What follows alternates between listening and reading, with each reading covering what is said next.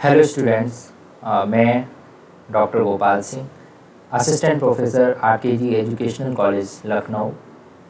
आज हम जो बात करने जा रहे हैं वो भी टीचिंग से रिलेटेड है और किस स्तर के विद्यार्थियों के लिए किस स्तर का शिक्षण देना चाहिए, ये हमारा आज का विषय रहेगा। और इन स्तरों को कैसे क्लासिफाइड कर सकते हैं, कैसे इनका विभाजन कर सकते हैं, कैसे इनका स्तरीकरण कर सकते हैं, इसके विषय पे आज हम बात करेंगे। तो चलिए शुरू करते हैं।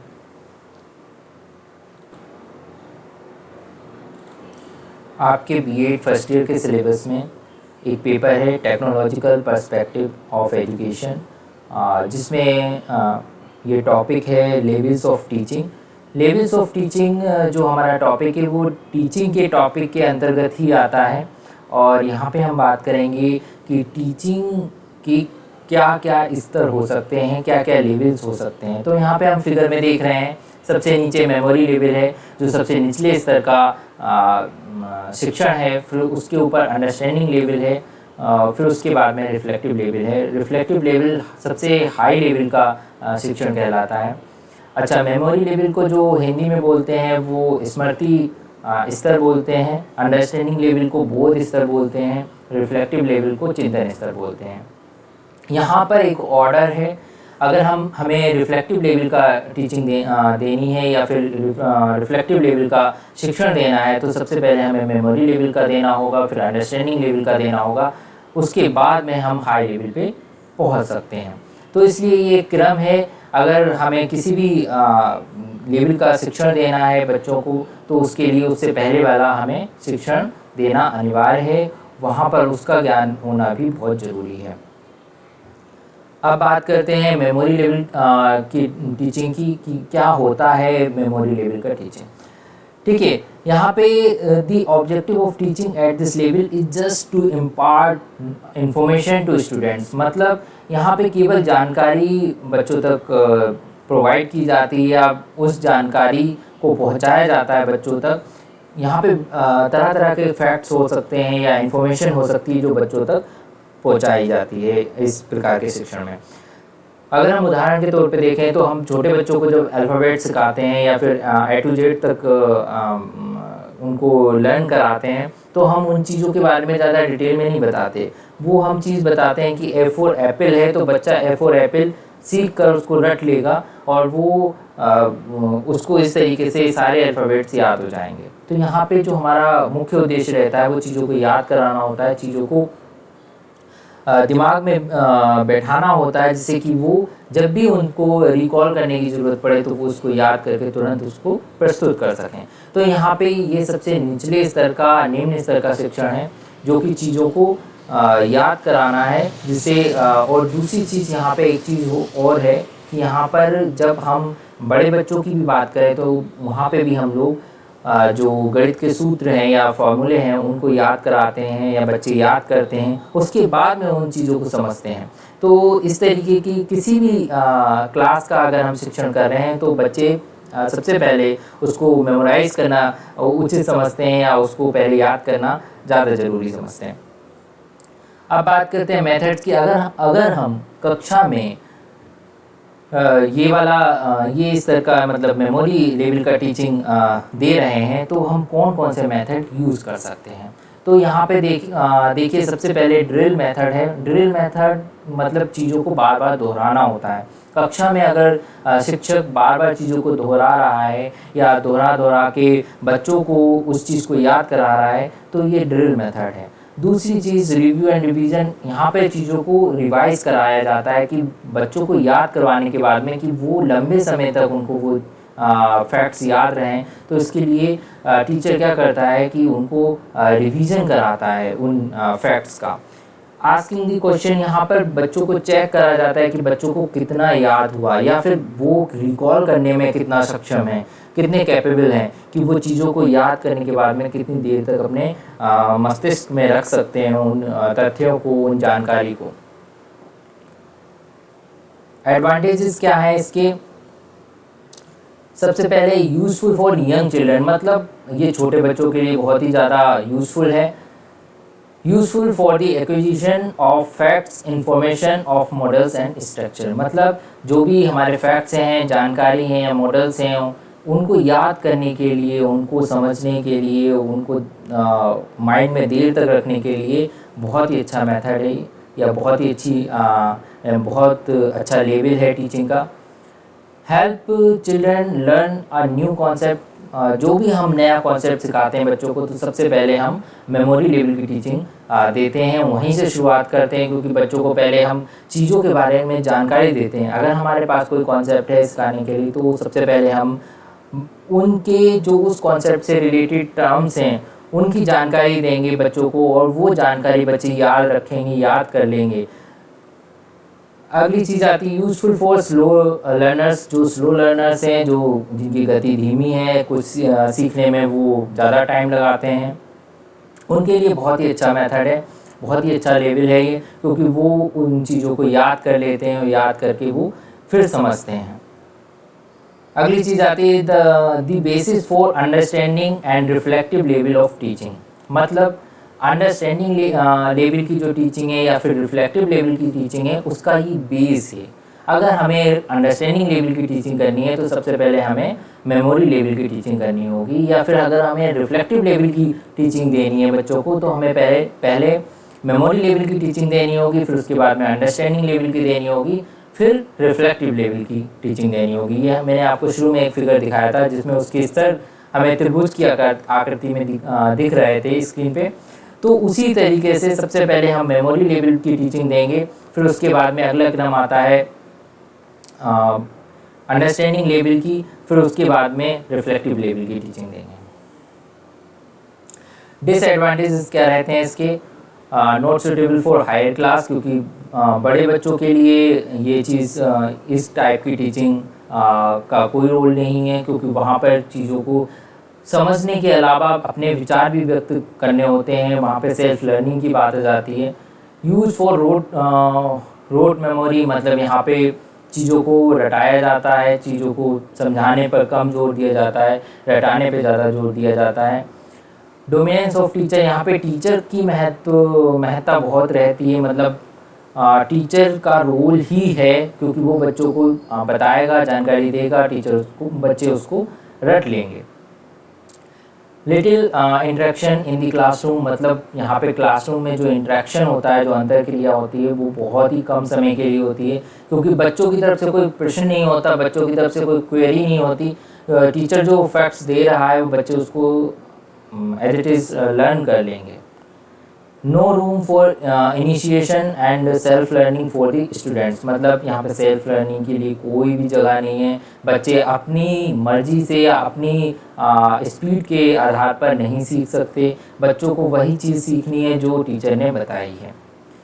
नॉट इंट्रिंसिक मोटिवेशन, मतलब आंतरिक जो अभिप्रेरणा होती है वो यहाँ पर नहीं दी जाती है, नहीं मिल पाती है, क्योंकि आंतरिक प्रेरणा जब भी आती है जब बच्चा कुछ करता है और फिर उसको करने के बाद में एक सेटिस्फैक्शन मिलता है कि मैंने ये कार्य कर दिया अपने द्वारा। तो जब यहाँ पर वो चीज़ हो नहीं रही है कि कोई भी बच्चा अपने थ्रू कोई कार्य नहीं कर रहा है, वो टीचर के द्वारा जो बताया जा रहा है उसको केवल याद कर रहा है, तो यहाँ पे इंट्रिंसिक मोटिवेशन जो है उसका अभाव रहता है। The problem of classroom management, classroom management की बहुत समस्या रहती है, क्योंकि आप देखते हैं छोटे बच्चों के में भी ये छोटी क्लासेस में भी देखते हैं कि वहाँ पे बच्चों को जब बोल के पढ़ाया जाता है या फिर कोई चीज़ रटाई जाती है, तो वहाँ पर क्लासरूम मैनेजमेंट हमारा ख़राब हो जाता है। Loss of retention and recall, यहाँ पर जो चीज़ें याद की हैं, जो चीज़ हमने लर्न की हैं, वो चीज़ों को भूलने की बहुत ज़्यादा समस्या रहती है, क्योंकि हम उन चीज़ों को अधिक लंबे समय तक अगर हमने रिवाइज नहीं किया तो हम उन चीज़ों को भूल सकते हैं। अंडरस्टैंडिंग लेवल ऑफ टीचिंग्स, ये दूसरी स्तर का शिक्षण है, उससे हाई लेवल का है जो हमने अभी पढ़ा, मतलब मेमोरी लेवल की जो टीचिंग थी उससे हाई लेवल का शिक्षण है ये। यहाँ पे क्या होता है कि यहाँ पे चीज़ों को हम एक मैपिंग के थ्रू समझते हैं, मतलब चीज़ों को जो हमारे फैक्ट्स हमने मान के चलिए, वहाँ पे हमने सीखा था कि सबसे बड़ी नदी कौन सी है, फिर हमने यहाँ पर उस चीज़ को रियलिस्टिक जो हमारे कॉन्सेप्ट हैं उनसे जोड़ने की कोशिश करते हैं, उनसे रिलेशनशिप देखते हैं कि उनके बीच में कैसे एक दूसरे से ये कनेक्ट हैं, तो यहाँ पे चीज़ों को हम समझने लगते हैं। यहाँ पे हम चीज़ों को नए नए हमारे अंदर आइडियाज़ भी आने लगते हैं और उन चीज़ों को हम कनेक्ट कर पाते हैं। तो ये उच्च स्तर का शिक्षण है जो वहाँ पर जो छोटी कक्षाओं के लिए होता है, तो यहाँ पे उससे उच्च स्तर की जो कक्षाएं हैं उनके लिए ये स्तर बहुत ही ज़्यादा सूटेबल है। यहाँ पे कौन कौन से मेथड्स यूज़ कर सकते हैं हम इस लेवल की टीचिंग के लिए? Lecture method, lecture demonstration method, discussion method, inductive and deductive method, explanation. यहाँ पर इस तरीके के मेथड हम यूज़ कर सकते हैं अगर हम अंडरस्टैंडिंग लेवल की टीचिंग दे रहे हैं। एडवांटेजेस क्या रहते हैं? सबसे पहले इफ़ेक्टिव लर्निंग होती है यहाँ पे, क्योंकि हम चीज़ों को समझना शुरू कर देते हैं, बच्चे यहाँ पे चीज़ों को जोड़ना शुरू कर देते हैं रियलिस्टिक चीज़ों से। Development of different cognition abilities, यहाँ पे हमारी जो कॉग्निशन की एबिलिटीज़ हैं उनका विकास होना शुरू हो जाता है क्योंकि हम चीज़ों को समझते हैं।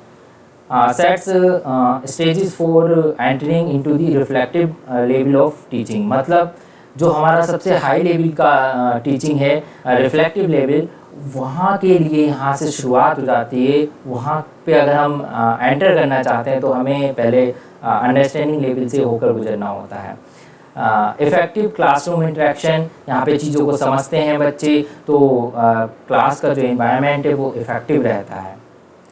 अब इसकी बात करते हैं डिसएडवांटेजेस की, तो it ignores higher cognitive abilities. जो हायर कॉग्निटिव एबिलिटीज़ हैं, मतलब जो हमारे सोचने समझने की जो उच्च सीमा है या उच्च स्तर है, वहाँ उस चीज़ का अभाव रहता है। यहाँ पे हम अपने विचार नहीं व्यक्त कर पाते, हम चीज़ों को समझना तो शुरू कर देते हैं लेकिन अपने विचारों का अभाव रहता है।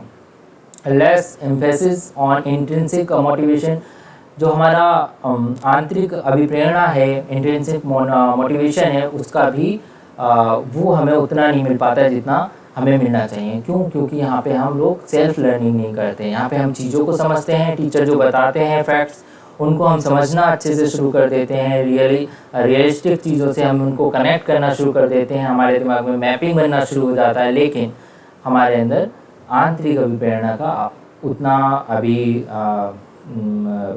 जो प्रभाव होना चाहिए वो नहीं रह पाता है। नो इंडिविजुअलाइज्ड लर्निंग, मतलब यहाँ पे सेल्फ लर्निंग का अभाव रहता है। चीज़ों को हम खुद सीखते नहीं, खुद करके नहीं सीखते हैं। टीचर सेंटर्ड, ये भी जो लेवल है वो टीचर सेंटर्ड है। यहाँ पे भी टीचर ही बताता है तब बच्चे उसको सीखते हैं। अब बात आती है रिफ्लेक्टिव लेवल ऑफ टीचिंग की, जो कि हाई लेवल की टीचिंग है या फिर कहना चाहिए उच्च स्तर का शिक्षण है। यहाँ पर क्या होता है, यहाँ पर चीज़ों को हम तर्क के साथ समझते हैं, उसको क्रिटिकल थिंकिंग के साथ समझते हैं, और ये एक हायर मेंटल प्रोसेस है जहाँ पर हम चीज़ों को समझने के साथ साथ में हम उसको खुद करना चाहते हैं, हम उसको खुद अपने विचारों में व्यक्त करना चाहते हैं। हमारे अंदर के खुद जो विचार हैं, आइडियाज़ हैं, वो आते हैं, उनकी हम एनालिसिस करते हैं कि किस तरीके से क्या चीज़ सही है, क्या गलत है, तर्क वितर्क करते हैं। तो ये एक उच्च स्तर का शिक्षण है, और ये इसीलिए उच्च कक्षाओं में जो हाई लेवल की क्लासरूम्स हैं, कक्षाएं हैं, वहाँ पर ये शिक्षण दिया जाता है, जहाँ पे बच्चों की का क्रिटिकल जो उनकी थिंकिंग है उसको डेवलप किया जाता है। यहाँ पे हम मेथड्स क्या क्या यूज़ कर सकते हैं अगर हम रिफ्लेक्टिव लेवल का टीचिंग दे रहे हैं बच्चों को, तो हम प्रॉब्लम सॉल्विंग मेथड का यूज़ कर सकते हैं, इन्वेस्टिगेटिंग प्रोजेक्ट्स बनवा सकते हैं, ह्यूरिस्टिक मेथड यूज़ कर सकते हैं, एक्सपेरिमेंटल मेथड का यूज़ कर सकते हैं, inquiry oriented method, analytic method का यूज़ कर सकते हैं। ये सारे जो मेथड्स आपको बताएं वो आगे आपके इसी पेपर में आएंगे और इसको थोड़ा डिटेल में समझेंगे। एडवांटेजेस क्या रहते हैं इसके? It is the most thoughtful mode of operation, मतलब यहाँ पे जो पूरी टीचिंग की प्रोसेस होती है, पूरा ऑपरेशन होता है, संक्रिया होती है, उसमें सबसे ज़्यादा ये विचारशील स्तर का शिक्षण है। लर्नर सेंटर्ड अप्रोच, क्योंकि यहाँ पे सेल्फ लर्निंग की बात होती है, यहाँ पे अपने खुद के विचार आते हैं, खुद बच्चा सोचता है, खुद उसको करके देखता है, तो यहाँ पे लर्नर सेंटर्ड होती है, मतलब जो स्टूडेंट सेंटर्ड होती है। Development of problem solving ability, यहाँ पे हमारी जो समस्या समाधान की योग्यताएं हैं उनका विकास होना शुरू हो जाता है। यूज़फुल फॉर गिफ्टेड चिल्ड्रन, मतलब जो गिफ्टेड चिल्ड्रन यहाँ पे जो अगर प्रतिभाशाली बच्चों की बात की जाए तो उनके लिए भी यूज़फुल है, या फिर अगर बच्चे हम बिलो एवरेज की बात की जाए तो उनके लिए भी बहुत सुटेबल है। क्यों? क्योंकि यहाँ पे बच्चे खुद अपनी गति से सीखते हैं और यहाँ पे बच्चे खुद करके देखते हैं चीज़ों को, अपने आप अपने विचार लाते हैं सामने। प्रोवाइड्स मैक्सिमम फ्लैक्सिबिलिटी, मतलब फ्लैक्सिबिलिटी इसलिए है यहाँ पर क्योंकि बच्चों के अंदर सेल्फ लर्निंग की जो भावना है या जो कॉन्सेप्ट है उसको डेवलप किया जाता है। बच्चे खुद करके सीखते हैं, उसको खुद करके देखते हैं, चीज़ों को खुद समझते हैं और समझने के साथ साथ में वहाँ पे तर्क भी करते हैं। सेल्फ मोटिवेशन, यहाँ पे जब हम कोई भी कॉन्सेप्ट को खुद सीखेंगे या अपने विचार देंगे तो हमें बाद में एक मोटिवेशन मिलेगा जो हमारा खुद का होगा, हमारा स्वयं का होगा। डेवलपमेंट ऑफ क्रिएटिविटी, बिल्कुल जहाँ पर भी अगर हम सेल्फ लर्निंग की बात करेंगे तो वहाँ पर हम कुछ नया करेंगे और कुछ नया करने के साथ साथ में वहाँ पे यूनिक करेंगे, क्योंकि हर कोई एक इंडिविजुअल है, अपने आप में एक पूर्ण है, अपने आप में अलग है दूसरे से। तो जो भी हमारे विचार होंगे वो दूसरे से कहीं ना कहीं अलग होंगे और वो अलग होना ही हमारे लिए क्रिएटिविटी का कारण बनेगा। और क्रिएटिविटी का विकास होगा जहाँ पे हम चीज़ों को अपनी सेल्फ लर्निंग के थ्रू समझेंगे, करके देखेंगे। डिसएडवांटेजेस क्या रहते हैं? It is not suitable for lower classes, छोटी कक्षाओं के लिए सही नहीं है क्योंकि वहाँ पर बच्चों के अंदर उतनी समझ विकसित नहीं हो पाती कि वो चीज़ों में अपने विचार देना शुरू कर दें। It is a time consuming process, क्योंकि इसमें टाइम बहुत लगता है, क्योंकि हर बच्चे के, हर स्टूडेंट के यहाँ पे विचार जाने जाते हैं, हर बच्चा अपनी स्पीड से सीखता है। सेल्फ लर्निंग की बात आ जाती है यहाँ पे, तो वहाँ पर टाइम कंज्यूमिंग बहुत है क्योंकि यहाँ पे समय ज़्यादा लगेगा। This level of teaching is not suitable for the Indian classroom. Indian classroom में क्योंकि अभी तक ऐसा होता है कि यहाँ पे बच्चों के लिए एक लिमिटेड करिकुलम बनाया जाता है और एक लिमिटेड टाइम पीरियड होता है, उसी में उनको जो भी हमें कंटेंट पढ़ाना होता है एज ए टीचर वो हम पढ़ाते हैं। तो वहाँ पर सुटेबल नहीं रहता कि बच्चों के लिए अपने उनके विचार जाने जाएँ, उनकी वो क्या सोचते हैं उस पर्टिकुलर एरिया के बारे में जो हम पढ़ा रहे हैं, तो वो पॉसिबल नहीं हो पाता। इसलिए इंडियन जो सिचुएशन है उसमें ये टीचिंग सुटेबल नहीं है। It is not applicable for dull students, जो बहुत ही ज़्यादा वीक स्टूडेंट हैं, जो कक्षा के या क्लासरूम के बहुत ही ज़्यादा कमज़ोर छात्र हैं, उनके लिए ये सही से लागू नहीं हो सकते इस प्रकार की teaching. There is an excess burden to the teacher, teacher पे ज़्यादा बर्डन पड़ जाता है क्योंकि टीचर को सिर्फ पढ़ाने के साथ साथ में बच्चों के रिस्पॉन्स जानने भी बहुत ज़रूरी हो जाते हैं। यहाँ पे जानना ज़रूरी हो जाता है कि एक इस एरिया पर एक स्टूडेंट की क्या क्या राय है, क्या क्या वो सोचता है, उसके अपने क्या विचार हैं खुद के। तो यहाँ पे ये सारी चीज़ों को जानने के लिए टाइम लगता है, साथ में टीचर पे भी बर्डन हो जाता है। आज हमने जो बात करी पूरे उसका विषय था लेवल ऑफ टीचिंग, जहाँ पे हमारी मेमोरी लेवल, अंडरस्टैंडिंग लेवल और रिफ्लेक्टिव लेवल की टीचिंग थी। उसमें हमने उसके मीनिंग, अर्थ को जाना, क्या क्या मेथड यूज़ कर सकते हैं अगर हम इस प्रकार की टीचिंग दे रहे हैं क्लासरूम में, साथ में उसके एडवांटेजेस क्या हैं और डिसएडवांटेजेस क्या हैं, इसके विषय पे हमने बात करी। ठीक है, थैंक यू वेरी मच।